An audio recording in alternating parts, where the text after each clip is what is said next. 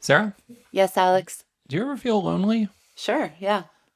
Oh, like when I'm out on the date and you've already put the kids to bed and you're just like sitting on the couch by yourself? No, I was thinking more like this morning when I was in the shower and one of the kids was reciting YouTube at me from the toilet and you were pounding on the door demanding your toothbrush. That does sound kind of lonely. You know it was.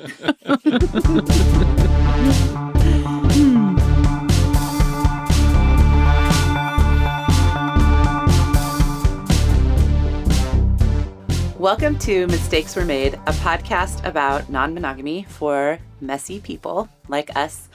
I'm Sarah. I'm a queer, non-monogamous therapist, parent, and writer. And I'm her husband and co-host, Alex. We also share a bathroom, as you might have heard. And don't tell, but sometimes I use her toothbrush too. Ooh. Whoa, really?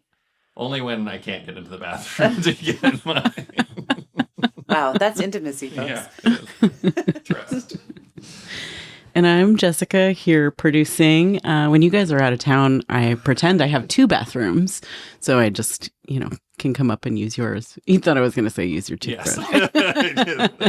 You know what? That would be fine. That needs to go on the relationship smorgasbord. Yeah, it should. Do you use each other's toothbrush? Yeah. I mean, I don't make a habit of it, but I would feel comfortable using either of your toothbrushes, if we were like on a trip. Not if you saw mine. It just was pointed out to me today that it is in bad shape and Santa needs to bring me a new one.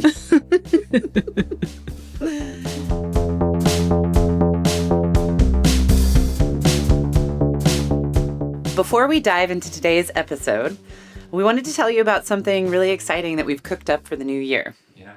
So if you're considering going from monogamy to non-monogamy, but you're not sure how to prepare, or maybe you've already taken some steps in that direction and you've found yourself hitting some speed bumps, we want to help you learn from your own mistakes and also from ours. So we're offering our first ever day-long workshop on Saturday, March 21st in honor of the equinox. So in this workshop, we're going to offer some exploration of common pitfalls of early non-monogamy, some helpful foundational tools for moving through internal and interpersonal challenges, and help you develop some of your own values and intentions for moving towards this new and rewarding style of relationship. Okay, but we're not just learning from our mistakes, Sarah. You're also very qualified and trained about this specific thing as a mental health clinician with years of experience working with polyamorous queer clients, individuals, and couples, and you're also just a wonderful facilitator and intentional mentor. Oh, thank you. So don't sell yourself short. I won't. Thank you. But I kind of prefer it when you're selling me. Yeah. So I'll do the same for you. Oh. Alex is an educator who specializes in one-on-one and group mentorship. And you bring years of lived experience. Many years. Of enthusiastic lived experience. You're talking about the mistakes again. Yes. Humor and a Capricorn moon level of logistical detail to everything you do, as well as killer dimples. Well, and the two of you have been teaching together, teaching journalism and a lot of other topics, at undergrad, graduate, basically every possible educational level. And if I may say, you're a great teaching team together. Thank you. Yeah, we have been doing that for a long time. Yeah, that's true. Yeah, so we're excited to get back into it. We've had requests to do this kind of thing through Mistakes Were Made for a while, so we decided to finally give it a go for 2026. So if you want to sign up, you can follow the link in our Instagram bio or just go to the podcast show notes and the link will be there. We're going to keep it to about 12 people probably, so sign up soon to reserve your spot. It's funny. I think that perhaps our initial mistake was not doing something like this in the first year of polyamory. Yeah, I wish something had been available. There probably was, but yeah, this workshop could save you from having to make a podcast. Sign up now. Yeah.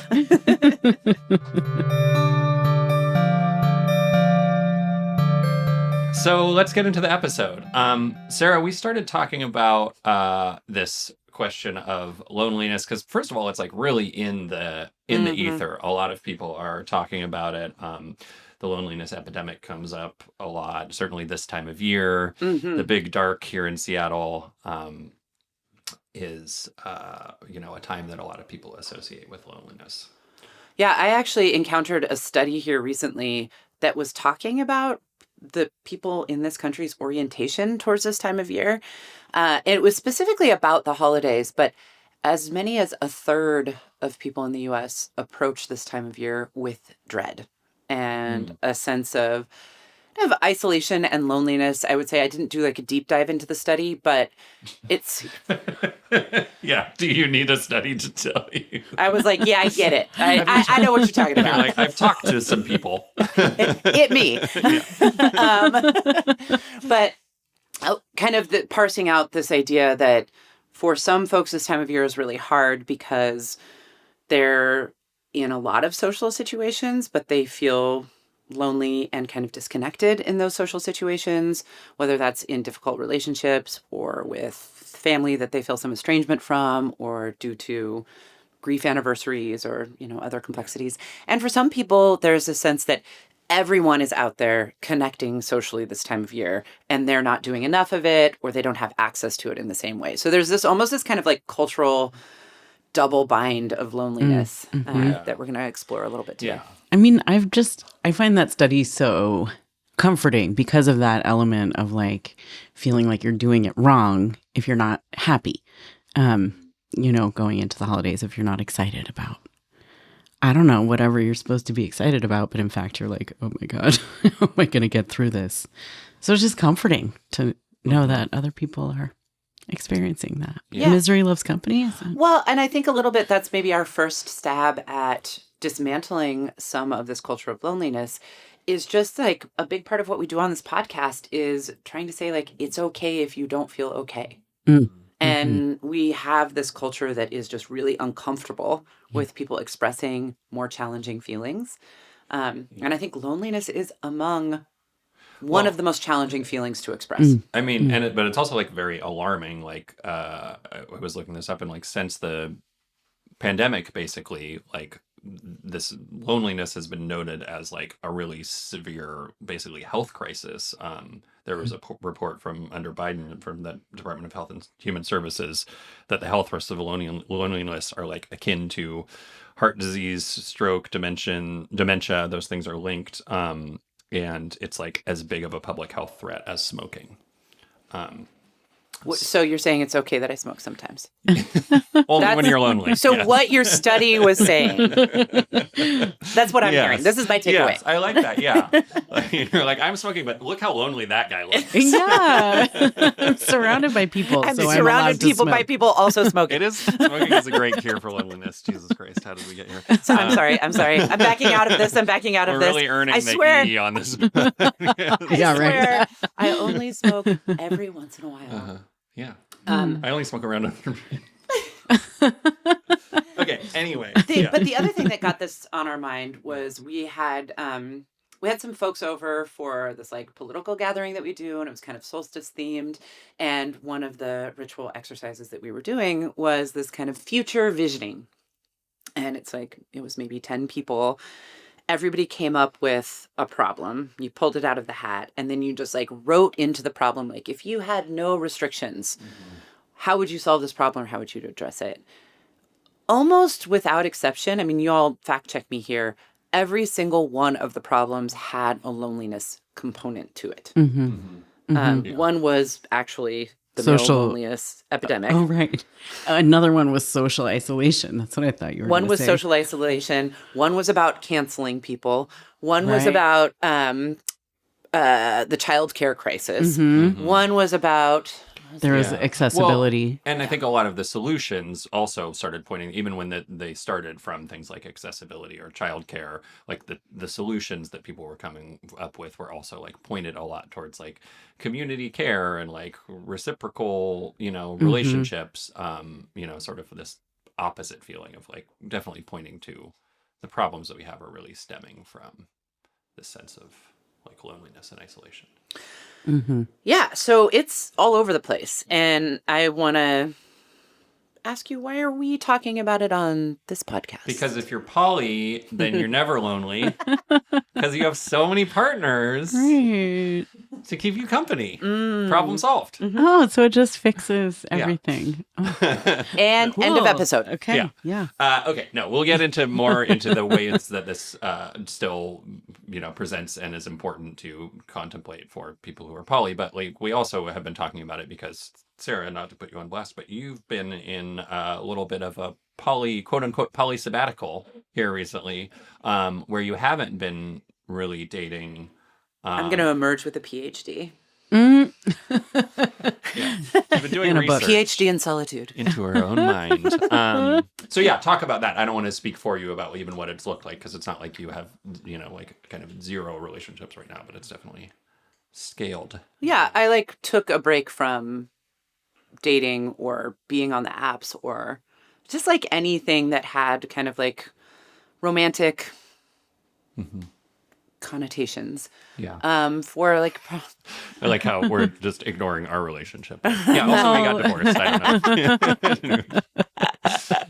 I've been living in a tent in the There's backyard. been no romance. No romantic connotations there. Yeah. No, sorry, go ahead. I just wanted to. It's I, been about I was right there with you. Okay, all right. So it's been 6 months, and I Yeah. set out for it to be 6 months. Okay. Like my Well done. thank you. Now I'm picked a I'm great nervous. 6 months.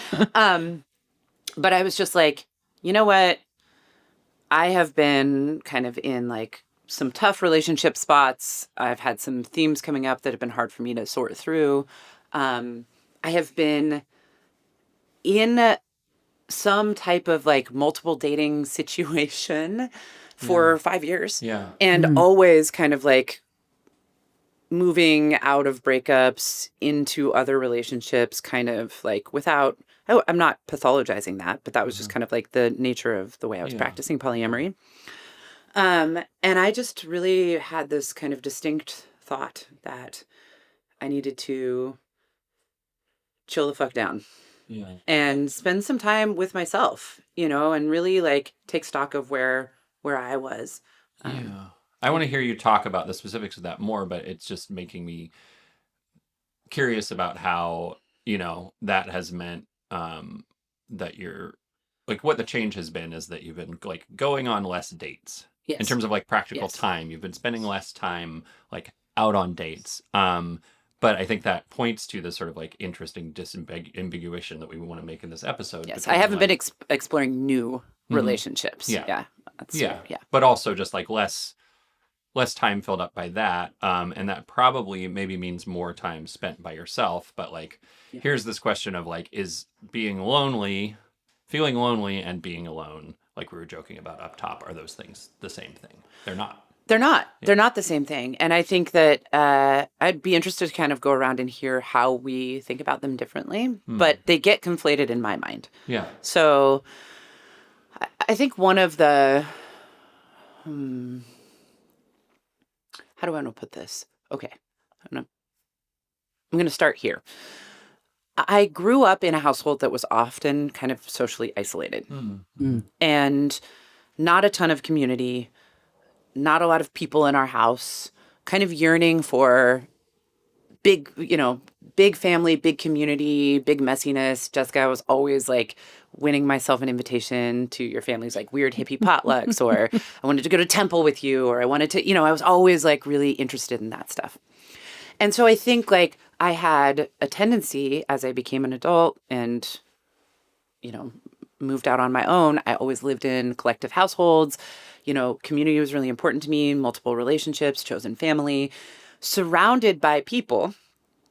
And then when we became polyamorous, I was like, more,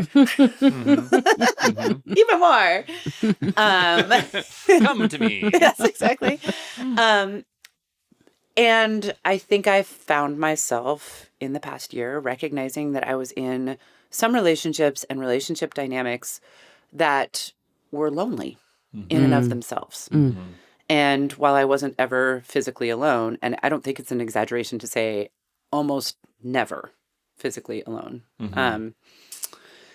I was not feeling like satisfied and connected and safe and fulfilled in my relationships in the way that I wanted to be. I'm realizing this is a thing that you and I have in common in some ways. Like I definitely have some like experiences of being sort of like feeling like isolated when I was younger, and partly just kind of circumstantially that there was like none of my friends lived in my neighborhood when I was a kid because of busing. So there was like a lot of times that like I would just like be by myself, especially like after my sister sort of like left the house or left my social sphere. And that was like kind of traumatic. And you had a dad who was like doing seasonal work in another Right. state and a mom who was working full So time. our family would get smaller sometimes and blah, blah, blah. So, and then I think I similarly reacted in part like through my relationship to you as well, in like we like went and like built a lot of community and like lived with a lot of people all the time. And it was like, I think that was maybe more led by you, but I certainly liked it. Yeah, that has kind of like continued, and we definitely like, you could probably say that we reacted to the like nuclear familyization of having kids, with like doing that for a few years, although still living in like the same duplex or triplex with friends all the time, and then becoming polyamorous. Yeah. There's definitely a through line. Yeah, there is. So to answer your question about alone versus lonely, this got me thinking. I'm like, I am surrounded by people. If I wanted to be in the physical company of someone every single moment of my life, I definitely could be, right? Why did I feel lonely and disconnected and not safe in a number of my relationships? And that was because I was feeling disconnected from myself. So I would argue that for me, to get back to the poly sabbatical, a big piece of loneliness is being in poor relationship with myself. And that like makes me feel kind of like desperate for company, but always a little like unsatisfied and unfulfilled by that company. I think there are other ways to parse out lonely versus alone, but I'll maybe stop there and say that's one of the realizations that I've had. There's also a way that you can, people who are maybe prone to loneliness can overextend themselves into their relationships to be like sure, that the person will be there, and then like kind of negating ourselves and what our needs are through that, I guess it's sort of like anxious extension, and then that probably kind of perpetuates your own loneliness. And maybe being prone to a fear of loneliness. I mean, that's what I kind of hear from the two of us right now, is that because in our early like social emotional development, we felt lonely. We now like have a fear of that feeling, and may sometimes like overextend and overcorrect for fear of avoiding it. What about you, Jessica? When you think about the difference between loneliness and being alone? I mean, I too am almost never alone. And, I was thinking about this the other day, and I don't think, like, we've lived in this new house for like 9 months. I mean, I've never spent a night alone in this house because Curtis doesn't like travel without me. So not alone very often. But I would not say that has cured a feeling of loneliness, right? Like I really like being alone. And I don't know, something I've been thinking about, I think we mentioned the pandemic earlier, but weirdly, like I think that time, one of the things that I gained during that time was like feeling like I had permission to want to be alone sometimes. Yeah. Right? In a way that like my life was not really conducive to before. We ran a nonprofit together. I was an executive director. We were like always at community events. Like our life, it was not ever like just like being home alone was not a thing. So you were like hanging out with people might kill me, so I finally have an excuse to Right. not hang. That's so interesting. And it was like I really did learn a lot about myself during those years. I mean, obviously, I also went through other things, such as my husband having a stroke and becoming disabled. So it was hard to parse out what are Right. all the different things. But I do think that like one of my favorite things that came out of that time was giving myself more permission to, seek out time by myself and know that I really enjoy that and that it's not related to loneliness is about when I feel disconnected from the people around me, as you guys are talking to, which has little to do with sort of the quantity of FaceTime with each other. Yeah, I'm glad that the pandemic came up because I think You mean in this conversation? In this conversation. You're not glad it happened. no. No. Something broke in this culture in the pandemic. And I think 5 years on, we're still too close to it to know what it is. I find myself in like the book that I'm writing, the pandemic is a feature. And I still find myself struggling to capture in retrospect, like what I want to say about what I felt break in me and what I saw break in people and the culture around me. I feel like whatever that was, it's still happening. Well, yeah, I think that might be kind of like related to this article that you were talking about in the cut about being lonely inside of relationships. Yes. I think that the intensification of like, the isolation together in nuclear families or households or even like bubbles that people selected, like put so much pressure on those relationships and brought out the realization for people that like, oh, I feel very lonely inside of this relationship. And it's not about being alone or spending time alone, which I think is kind of what, going back to like the loneliness epidemic, I think that's what people like kind of picture when we talk about like the male loneliness epidemic, especially is like a guy who just sits in his basement or his mom's basement or whatever in his like lonely apartment watching YouTube videos and getting red pilled and playing first person shooter video games and stuff like that. For what it's worth, may I just an aside here? Yeah. Have you noticed that our kids are afraid of that future? What do you mean? Oh, yeah. Dude, I was too. I remember when I was a kid being like, what am I going to do when I turn 18 and I have to move out?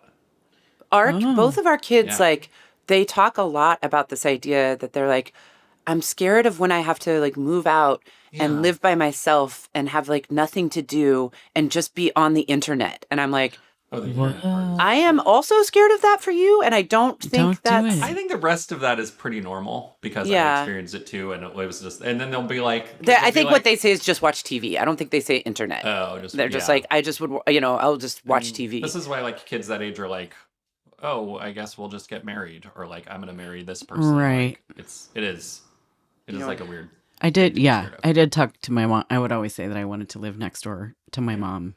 Yeah. When my little brother was first born, I thought that I could just marry him. And I was like, well, took Problem care of that solved. problem. Exactly. My parents were like, got to explain something to you. But okay, so that's like maybe a cute universal thing as kids like fear that period of differentiation that is coming on their horizon. And maybe not a cultural problem. But back to your original point that... But don't worry, there are vast cultural problems here to discuss. That there's maybe a misunderstanding of what we talk about when we talk about the loneliness. Yeah. And the article that you sent that we'll put in the show notes was a part of a whole series of like dozens of articles about like women over 40 choosing to get divorced. Yes. And quitting their marriages. Yeah. And this one was about quiet quitting your marriage and just being like, I'm not going to... talk. This is kind of like a meme. I've seen like 3 or 4 articles. There was one thing that was like this Japanese guy got mad at his wife and didn't talk to her for 4 years or something. It's definitely like a thing, obviously these are extreme examples, but it is a thing like people in relationships, especially like romantic quote unquote relationships or like family relationships where they're have a level of hostility or unhappiness that they just completely disengage. Yes. And yeah, I'm sure the pandemic exacerbated that. I think it did. And, not to go too far down this particular tangent, because I'm not going to say anything that people don't already know and haven't already observed.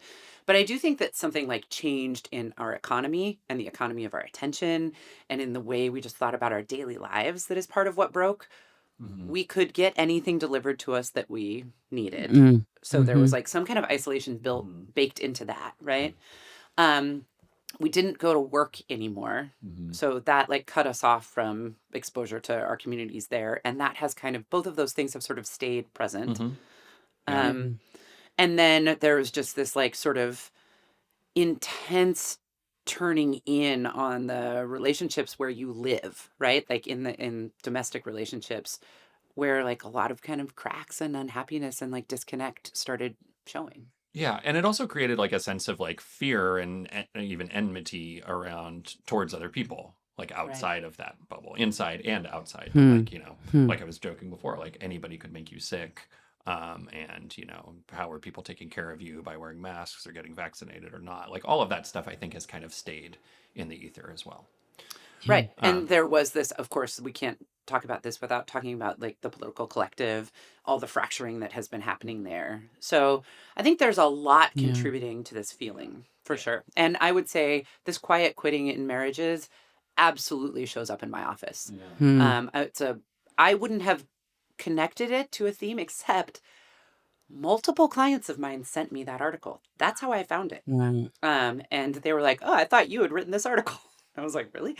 Not because they think I'm quiet quitting my marriage, I don't think, but because so many of these themes show up of, the strain on nuclear families and monogamous marriages and like the unhappiness of women, especially in middle age in their relationships. Yeah. Well, and I'm sure in that series, there's probably some articles about people responding to that feeling with polyamory or non-monogamy or opening their marriages. Right. And like that is kind of, I think we did that like kind of preemptively. We did. Yeah. But certainly, that it happened at the same time. We've always been precocious, even as middle-aged people. Well, it's good to get out in front of it, I guess. Yeah. Like we didn't prepare enough, but we didn't wait till we were like really lonely together or whatever. So I guess what we want to talk about there is just like, like I was joking, like polyamory is not the solution to this, but it can sometimes feel like it is. That like amassing more relationships can feel like it will make you less lonely. And this is maybe where I want to put you on blast. What has that experience been like for you? And like when you sort of consider that thesis statement, how do you feel like it applies to your experience over the past 5 years or where you're at? I think I would frame my instincts towards polyamory and like relationships like pretty positively. Like not that I would sort of know that I'm running away from something exactly. I think it took me these 5-6 years to kind of see this pattern. To me, it has felt, I guess maybe I should start by saying like, when I look like sort of critically at like my patterns, I don't spend very much time alone. And like this was highlighted because like I kind of like became aware of this and intentionally spent like what is a relatively short amount of period of time alone at the beginning of a trip that I had planned with a partner a couple months ago. I just like went there by myself and spent a day by myself. And I was like, this is the first, the longest period I've spent by myself in a decade. Like it was a long time. And part of that has to do with having children, but also part of that just has to do with like the way that we live. I don't travel for business or whatever. So, that was jarring. I also was realizing the other day that like I've gone to a movie by myself one time in my entire life. Like I can't think of more than one time. So I just like seek a lot of company. And it could be related to some of that childhood stuff that we were talking about, but it feels like pretty good to me. And then in the experience of like us being open and both dating, I guess I can observe that like there have certainly been periods where like when you're dating and you're out on dates, like I can fill that time, like technically I'm alone, but I'll like go find people, I'll either like be hot texting with the person that I'm in a relationship with for that whole time, or, go on the apps and like meet some new person and chat with them. So even in like quote unquote solitude, physical solitude, I guess, I'm like finding like emotional connection or like company. Mm-hmm. It's interesting that this came up because another phenomenon I notice with my clients, and I don't know if this has to do with like dating apps or how exactly this connects to what we're talking about, but just as you were saying that, I was like, oh, this shows up in my office a lot where people will be like, I am really attached to the idea that there is someone that I could text with, like message or text with Mm-hmm. at any given time Yeah. and get their attention. Yeah. And so they'll be in like really early stages of a relationship with people that they like do not know very well and be texting throughout the day, every day for, weeks, a month. And that their attachment to that company is actually what makes them the most afraid of like ending a relationship or not Yeah. taking it further because they're like afraid of losing that. And I'm sure that someone who has studied like digital psychology, if that's a genre, would have a word for this, but it is a thing. Yeah, and it does make me realize that, like, was in a relationship earlier this year, that like the person lived like pretty far away. It was kind of like a long distance relationship, but they would come to Seattle every once in a while. And so we would see each other, but in between that, she was just very like kind of available by text. And I wasn't like working during that time. I was like on a work break. So Your own sabbatical. I was on sabbatical. Yes. Not poly sabbatical. No, certainly not. Yeah. And when the relationship ended, that was the thing that I missed. It wasn't like spending time together, which we hadn't really spent that much time together cumulatively, but it was like... It wasn't like you were attached to the physical time together in the No. nervous system attachment type of Yeah. way. It's like your nervous system was attached to the digital relationship. And it was also just like, even beyond the like nervous system element, it was just like, oh, this is like a bummer that like this person who I can like exchange ideas with and like talk about, music and things that have been happening in the day, like that was just like nice. So yeah, it's a thing. I will say this is not something that I can relate to. Yeah, you don't really like I don't like being on my hot phone. texting. When I say hot texting, this is a stereostutivalism. I'm not talking about sexting. Nope. I'm talking about when you text a person and then they text you back right away, immediately, and you're having like a live text conversation. And I'm like, I'm not ready. I wasn't ready to be in a 30-minute conversation with you. Yeah. I was just like trying to do a logistics. I like a hot text. See, I know you do. Yeah. No, my relationship to my phone is just really different than most people I know. It makes you feel lonely too. It makes me feel very lonely. Yeah. And I would say like engaging with people mostly on my phone is a lonely experience for me. It's not, I don't feel connected. I don't feel satisfied by it.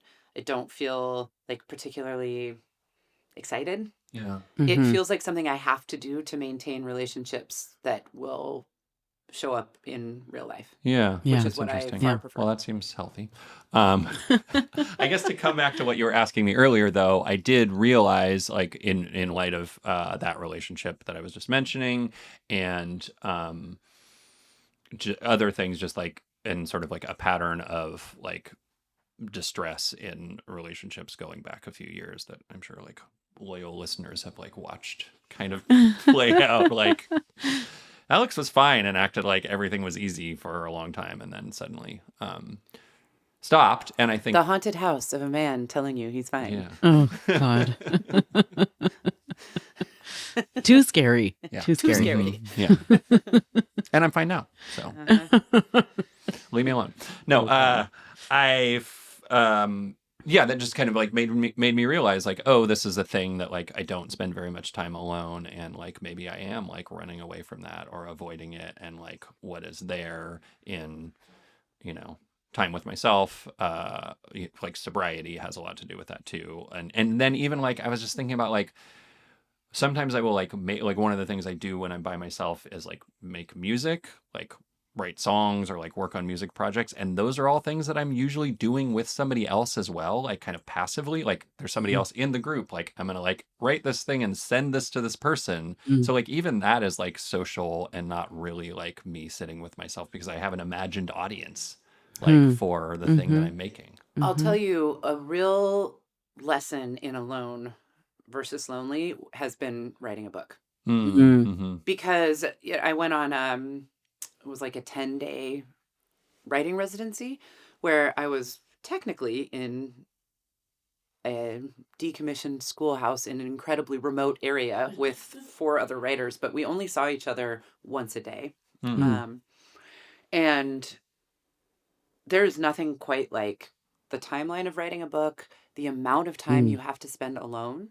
Angela Garbus, a local writer, is working on a memoir, and she recently posted something on Instagram about how like she could not believe how much time she had to spend by herself and up her own butt to write a book. And I think that is really well put. It's very interesting. So, you know, for 10 days, I woke up at 7 a.m. I had an entire day to fill until 6 p.m. by myself. I had made a commitment to not go on social media and to not text and to not look at my email. And so I spent every single one of those days reading, writing, running, working on my book. And I will tell you, the internal weather, like emotional weather that I was in tune with myself was wild. Yeah. Like there is so much going on in there that you are not in touch with over the course of like, you know, 24 hours, 48 hours, 72 hours. I was definitely doing something that was intentionally introspective, but I was really struck by that. And I think that period was very helpful in my poly sabbatical because it helped me learn how to like ride some of the waves of those emotions that came up. I would feel intensely sad. I would feel really angry. I would get really scared. I would get lonely. And I didn't really have any choice, especially because I was just like, I am certainly not going to be dating in this tiny Washington town. Right.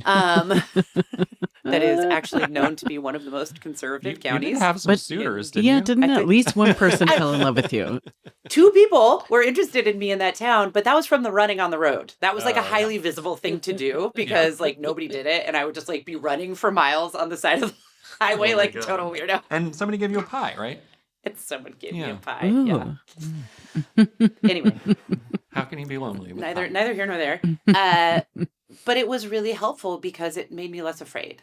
I think some of that fear of loneliness is tied to my childhood and growing up in a family where there was like agoraphobia and social anxiety and depression, some substance stuff. But I think a lot of it is just like I have developed a sense of like fragility, internal fragility around my ability to just weather some of these feelings on my own. And over the course of those 10 days, I was like, oh, well, now it wasn't that bad. Yeah. Yeah. Can I validate this with Yes, a please. article that I read? Yes, please. This article from Abigail Brenner from Psychology Today in 2014, talking about loneliness and being alone. She said, being alone allows you to drop your social guard, thus giving you the freedom to be introspective, to think for yourself. If you're too afraid to be alone and function on your own, you'll be selling yourself out, settling for a relationship, often not the healthiest and sometimes downright bad, that ensures that you're never alone. Yeah.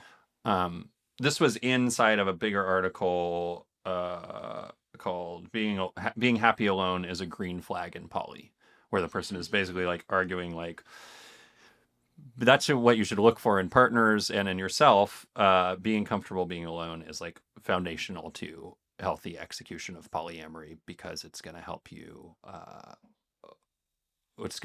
kind of like evade these common pitfall feelings of like jealousy when your partner is with somebody else, just like all sorts of stuff. Like if you can sit with yourself, I guess like that Abigail Brenner article is saying, then you know that you want to be in the relationships that you're in, right? You're not just in them because you're avoiding yourself or you're avoiding being alone, or you just want company. It's like it actually validates the person that you want to be with. Like, Yeah. And that's so interesting. I really appreciate that there's like a sense of like choosing from a place of like feeling healthy instead of a place of feeling afraid, which is definitely like from a codependence enmeshment perspective and someone who like struggles with those relationship dynamics that's like a mantra.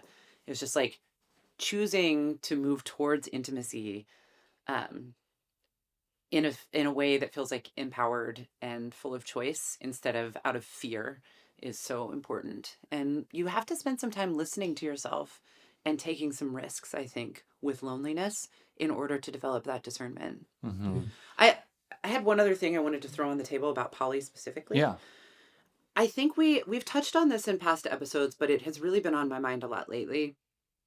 I think polyamory, you can sometimes run the risk of compounding unprocessed grief.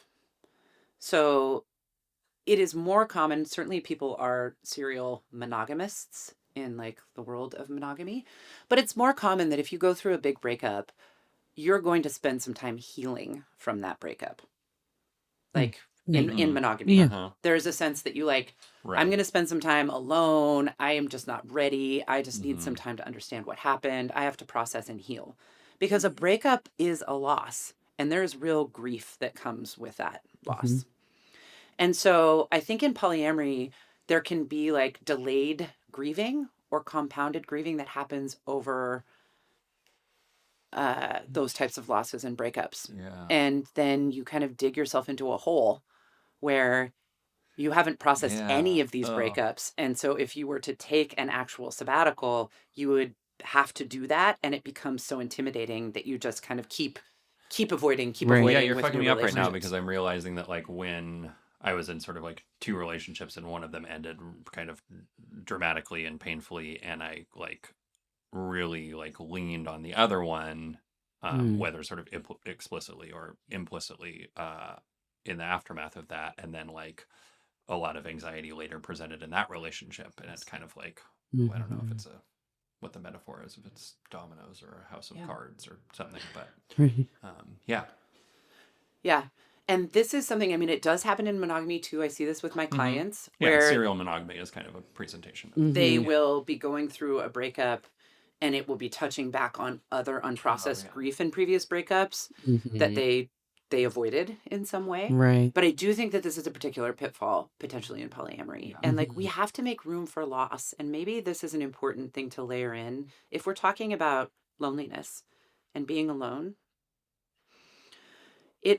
I think being comfortable alone and with yourself requires being able to address loss and grief. That's not something that we do alone, but it's something that we do have to be aware of inside of ourselves. Yeah.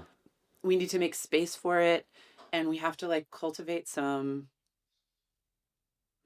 confidence around our ability to hold it. Yeah. And I guess I kind of like in since it seems like we're sort of moving into like solutions or like ways to address this, I guess it also makes me think about how like sometimes that would require some intentionality. Definitely. Like, you know, if you have like lives that look like ours, like you and I need to go out of our way to spend time alone. Yes. And there's a, you know, for people with families or primary partnerships, like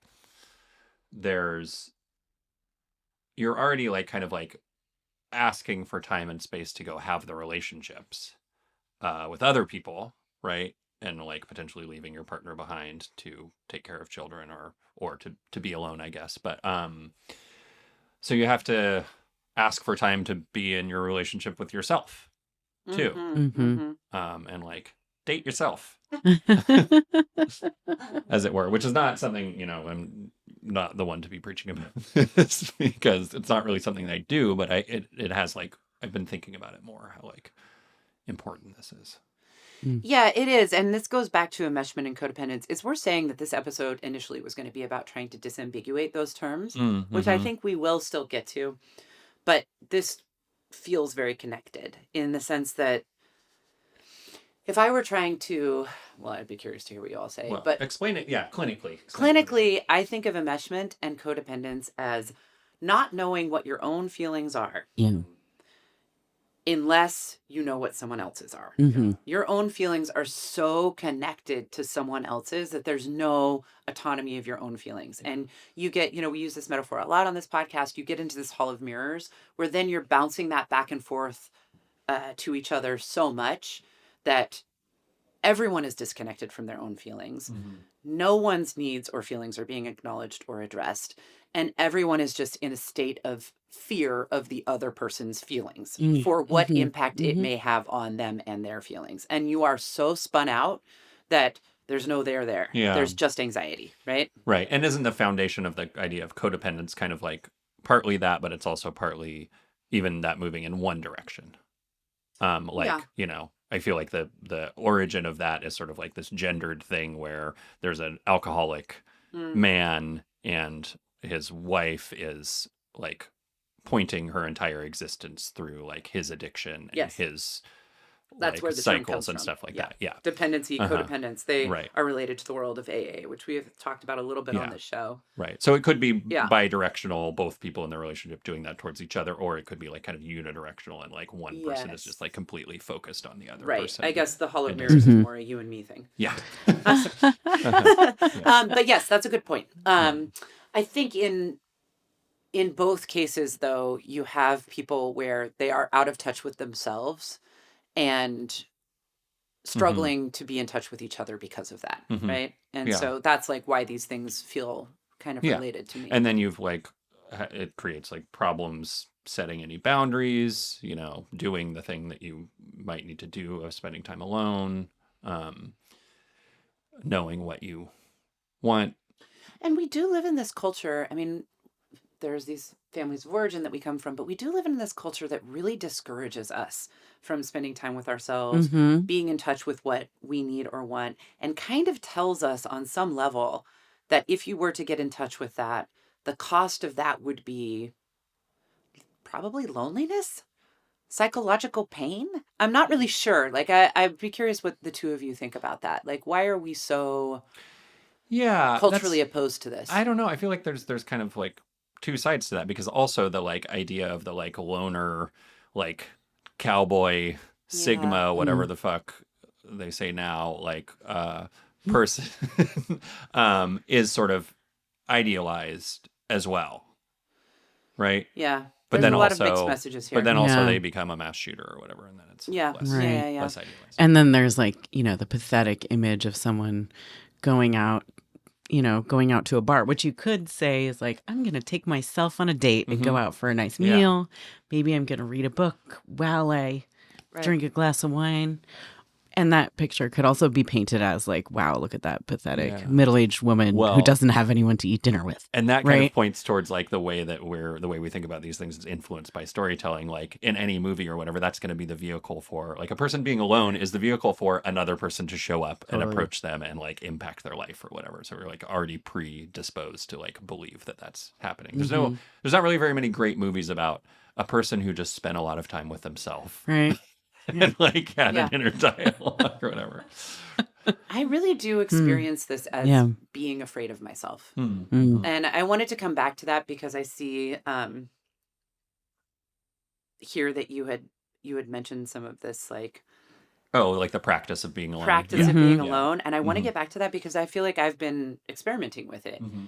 And it can actually get really scary, I think, in the Yeah. beginning of practicing something different. Feeling that kind of panic rising in me that I am lonely, that I am like unloved or I am unlovable, or that there's like some need that I'm having that I'm not going to be able to fulfill right away. And I like in the early stages of this, I took to just like laying on the ground. Mm. I was like, just lay on the fucking ground. Yeah. Right? Like lay down and just like let this happen for a bit. Like before you reach for your phone, before you pick a fight, before you go on a dating app, before you like go eat something, before you go drink something, before you go take something, lay on the fucking floor. You know? Yeah. And you can do any one of those Just things feel your feelings. in 20 minutes. Mhm. Right? Mm. All of them are still Mhm. available to you. Yeah. Yeah. And it was interesting. Like the feelings would be really intense, the voices would be really loud, and then they would pass. Yeah. Yeah. And I was just like, wow, I have developed a sense of like having a lower capacity for these feelings than I actually do, Mm. you know? Yeah. And it's just Uh-huh. like the fear that they would last forever, Yeah. you know? And I was like, they didn't last forever. Yeah. And then on the other side, I was like, huh, I'm fine. You know? Yeah. And then I could Yeah. actually be in touch with Yeah. what do you actually need? Are you hungry? Like, Right. do you need to go to bed? Right. Yeah. Do you want to write something? Do you want to spend some time with your kids? Like, I could sort of recalibrate. Yeah. Yeah. It's making me, this whole conversation is making me think about our good friend Cassidy, who was also a guest in season 1 or 2 of the podcast, talking about unicorns, I believe. And something I always really admired about her is every year, once or twice a year, she would go on a camping trip by herself. Yeah. Or sometimes a cabin trip by herself. And I think when it was a camping trip, it was easy for me to just be like, oh, that's too scary. I would never do that. Like, what if you get eaten by a bear or whatever? And she's like, Jess, is car camping, like, I'm not going to get eaten by a bear. You know? Right. You know, but it's just making me think about how what's really scary is just all of that time alone with your thoughts and feelings. And it's one of the many, many things I admire about her is that she, you know, was able to do that, is able to do that, and just is so, like, she's so grounded in herself. She's a few years younger than us, and, like, I feel like I'm just barely at that stage. I don't mean to put her on blast, but my impression is that girl's parents really love her and took care of her really well. Ooh, Yeah. No, you're right. And she has a great embarrassing relationship for with her. them, and I think those things are connected. They absolutely Yeah, are. And I I, think it's so true. appreciate you bringing that back. That if you had that modeled for you, that being alone and being together could be satisfying experiences that could feel connected and authentic, then you would trust that that was possible. If you knew that there was always a loving, safe relationship to come back to after you spent time alone, or if that loving, safe relationship got to be too much or out of balance, that you could go spend time alone. Like, if you have that, then this episode may not actually speak to you at all. And you Sorry, you wasted the last hour. and you probably are not in my office, Yeah. right? And I probably haven't dated you. And you're either. probably having a good experience of being poly. And Too, you're probably because having you're a good only experience. doing it when you want to do it and when it's adding something to your life, and you're not doing it just to feel safe or not alone. Yeah, Yeah. totally. So I think for some of us, this is like a practice that has to come later in life, and poly is an interesting like lens, tool, and challenge, I think, in addressing that. And it's one that I've been really appreciating lately. And I have just this week, the last 2 weeks, I went back on the dating apps. And now you feel abundance of community. Connection. And it's all working out great. Yeah. No. What would I feel like this is like a PSA also. Like, guys, Sarah's back on the dating apps. Look out. So get on there. Should I list which ones you're on? Just so people can troll around and try and... Get on there so you can have the experience of matching with me saying one thing and then disappearing for 4 weeks. You do treat all texting and emailing as like Victorian letter writing, That's which correct. is something that I think is pretty, I refuse it's to romantic. accept the urgency of this culture. But it does feel a little bit different in the sense that post sabbatical. post sabbatical, in the sense that I have learned to enjoy spending time by myself enough that a bad date does not, or even like a mid date, or even like a slightly better than mid date, doesn't sound better to me than being by myself. Yeah. Um, so, you know, that's like, I want to hold on to that. And I've had to like, you know, change some of like my style in doing that stuff. And I'm like, I'm really only going to meet up with someone if I am genuinely excited about them. And I know that that is true. And I am not trying to talk myself into it, which has not resulted in very many dates. Yeah. So what you're saying is, What I'm saying ladies is- and gentlemen, step up your game. Oh, it sounds arrogant. I don't mean for it to sound I'm arrogant. not meaning to make it sound like it sounds like that. But I think it is. It's just so true that like all of the complaints about dating, poly or otherwise, like a lot of people are like, you know, fuck this date that I'm on, or this is like frustrating or whatever. And yeah, like ultimately a lot of that does sort of boil down to like, why are you on it? And what compromises have you made kind of for yourself to put yourself in the position where you feel like you need to be? Like when I go on a bad date, I always kind of knew that it was going to be, and Right. yet in my mind, I'm always like, well, maybe I'll be pleasantly surprised. And like, has that ever happened? I don't know. How much time could I have enjoyed by myself? And how much better of a person would I be? Well, and I don't want to like overemphasize this idea that being alone is actually like the answer for all of these questions about the loneliness epidemic, because I want to acknowledge here at the end that a lot of people are very physically disconnected from others and they don't have an opportunity to like build community and have relationships. And like dating apps are one area that is explicitly for that purpose. Like there's no, where else are you going to go where the reason why you're there is because you're trying to make some kind of connection that you're going to convert into the real world, Yeah. with the hopes of something meaningful happening. Yeah, that's true. So I want to acknowledge that that is cool. There is nothing wrong with that. I love that for us. It also will not solve the loneliness epidemic because Right. we need to be able to have relationships outside of romance and sex. And we also need to have relationships with ourselves. Like romance and sex, I think the picture that's forming for me is that if you were looking at like a healthy universe of relationships for people, sex and love and romance would be a part of that universe. But I would almost argue that it shouldn't be most of that universe. You know? Yeah, well, I mean, but even sort of regardless, like, I think any relationship in that universe of relationships that you're describing, you want to be coming to as like a whole sort of like independent person who is like there not just out of need. I think you can be there out of need, but not like exclusively out of need, but also out of like, having things about yourself that you want to share with other people. And I guess the feeling that like, I want to be here. And I know that because I also want to be alone. Well, I would say inside, I agree, but I would actually like change the visual just a little bit. I think inside the universe of relationships is your relationship to yourself. Sure. Like that is a sphere inside of that relationship that you want to work on and cultivate and think about with intentionality. Yeah. And not just assume, I think, and I'm guilty of this, not just assume that, oh, I'm going to kind of like work on myself and then improve my relationships with others. Right? Yeah. It's like, no. I want to improve my relationship to myself. Like that in and of itself is something that is like satisfying and important and connective and like helps me live the life that I want to live. Yeah. Well, I'm ready to leave this table and this podcast and go be by myself. You want to go be alone? Great.